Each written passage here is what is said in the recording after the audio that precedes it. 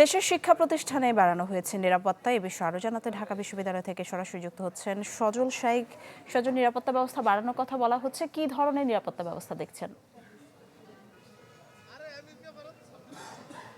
নিশি যেই সনাতন ধর্মাবলম্বীদের যেই ধর্মীয় নেতা তাকে গতকালকে কিন্তু ডিবি গ্রেপ্তার করে, তার পরবর্তীতে কিন্তু আমরা কালকে দেখেছি যে ডিবির সামনে কিন্তু একটি বড় ধরনের জটলা করেছিল সনাতন ধর্মাবলম্বীরা।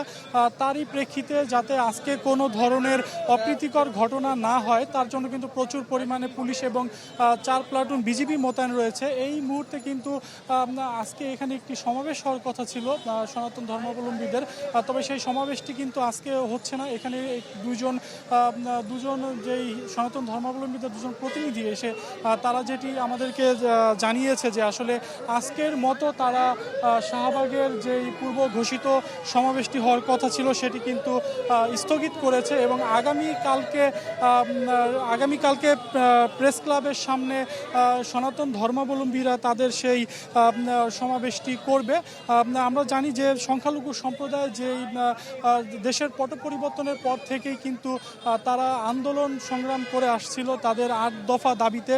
সেই 8 দফা দাবির যেই প্রথম সারির এবং তাদের যে নেতা ছিল সেই চিন্ময় কৃষ্ণকে গ্রেপ্তারের প্রতিবাদেই মূলত আজকের এই সমাবেশ হওয়ার কথা ছিল। তবে সেই সমাবেশটি আজকে হচ্ছে না, সেটি আগামীকালকে প্রেস ক্লাবে হবে এমনটি জানিয়েছে তাদের একজন প্রতিনিধি।